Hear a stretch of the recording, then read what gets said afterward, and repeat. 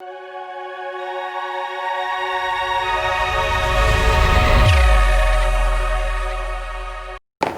everyone and welcome to Nitro's Corner, where we talk about everything anime. Today I want to talk to you guys about One Piece. Let's start off with these two sick figures I just got. I got this Wano Luffy and this Wano Zoro. Let's open them up and check them out. Alright, here they are, guys, and I gotta say, these are pretty good quality for a little, like, I think they were like 10 bucks or something like that. See if I can get them in focus for you. There we go. Yeah, they were like 10 bucks at my local anime shop, Black Knight here in Vermont. So, I mean, I can't complain at all. It was really good quality. But without further ado, let's talk about some One Piece. Today I'd like to start it off a little bit on the lighter side. We got some happy topics to talk about because this Wano arc has been pretty dark so far, pretty terrible. Everyone's sad and despair and everything. So we're going to talk about some happy topics. Our first topic is going to be Otoko, or Toko. Toko is a child native to Wano who has grown up in this war-torn country of despair and sadness. She's witnessed so much stuff in her life that all she can do to not break down and just be a shell of a human is laugh at everything. Just push her sadness and her anger deep down inside and just laugh at the outside. This ultimately gets her in trouble because when she's scared, she laughs. So she laughs in front of Orochi, and he thinks that she's making fun of him. So this means that she gets sent out on a wild goose chase with Killer chasing her. I can't imagine how much Toko has gone through as a child growing up and living in this country. I mean, what does it take to make somebody get to that point where literally all they can do is laugh? When they're scared, when they're hungry, anything, they just laugh. It's very sad to me. But finally in this new episode, 936, we get to see her happiness come forward and be the strongest emotion she's feeling. When Zoro saves Toko and Komurasaki, we see the realization that there is some kind of hope. I mean, Zoro and his friends are strong, and they're trying to mount a rebellion against the Orochi's shogun and Kaido's army at the same time. So Toko, realizing that somebody is trying to change this, somebody is trying to help them, she finally realizes happiness and laughs for real. Finally, maybe the first time in her life. And this was kind of a good moment for me in the show because so far in this arc, we haven't seen any happiness. All we've seen is how messed up it's been for the people that live in the land of Wano, this once golden age country.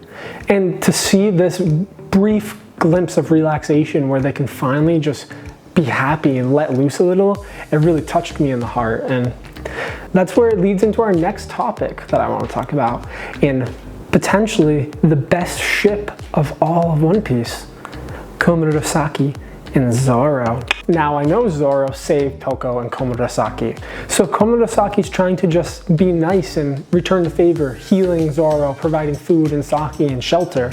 But I mean, at the same time, they look great together, both of them with green hair, and they're just so, I don't know, they seem to fit perfectly. Plus, Komurasaki, we find out, is a descendant of Odin, who up to this point seems like he might be one of the best swordsmen of all of One Piece. At all. I mean, now imagine Zoro and Komurasaki with that blood in her. That could create one hell of a swordsman, and I mean, I for one, I support it. Hopefully we can see it. I know there's potentially another person that Zoro could be good with as well, but we'll see what develops from all this. All right, now that I've mentioned Odin, I think that's a good segue into the final topic I want to talk about, which is Old Man Hill and hockey in Wano. One of my favorite aspects of One Piece is the concept of hockey. I won't get into the controversy of, yeah, it kind of came out of nowhere later in the series, and pre-time skip, it wasn't really a thing. I'm just gonna talk about now because I think it's a pretty cool concept. Hockey, or as it's known by the rest of the world other than Wano, is the driving force of basically every power other than just devil fruits themselves in One Piece. And I think it's cool how Wano, being like an isolated country where they practice isolationism, where they just don't really have a flow of people coming in and leaving the country. It's cool to see that they have developed hockey without knowing it as hockey itself.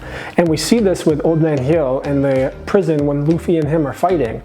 Up until this episode, he seemed like he was a weak old man that needed protecting by Luffy.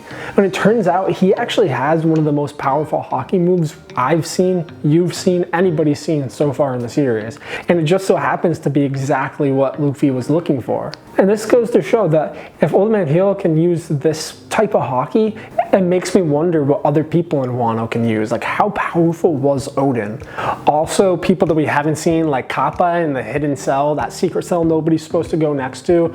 He also looks like a fish man from when we saw his webbed hands, but we'll have him released pretty soon, I'm sure. If people are this powerful, how strong is the remaining 3 people that Kinemon and all of them are looking for to finish their group? I think this group could be pretty powerful. I mean, we have Luffy, we have Trafalgar, we have Kinemon and the Wano people, we have Duke Dogstorm, Cat Viper, and all the other Minks.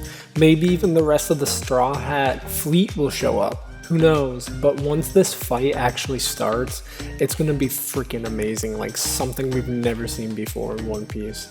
Oh, I can't wait. Yeah, so that's what I wanted to talk to you guys about today. I'm gonna keep making One Piece content because I'm really into this Wano arc. But for now, what I'm excited for coming up in One Piece is what's gonna happen when Big Mom finally reaches the prison and sees Luffy. Is she gonna snap back to herself and realize this is the reason she came? Or is she gonna listen to Chopper and try to save Luffy? Also, I'm really excited to see how strong Queen is. Is Luffy stronger than Queen? Because I feel like he or she is gonna be on Katakore's level, which in my opinion, Luffy kind of won that via plot armor. So we'll see what happens. I'm sure that these next couple episodes, the action is gonna really start ramping up now. Seems like everything's kind of falling together and apart at the same time. So definitely check out the episode if you haven't yet, guys, because it was a really good one. And I expect everything to start really ramping up here. So until next week, love ya.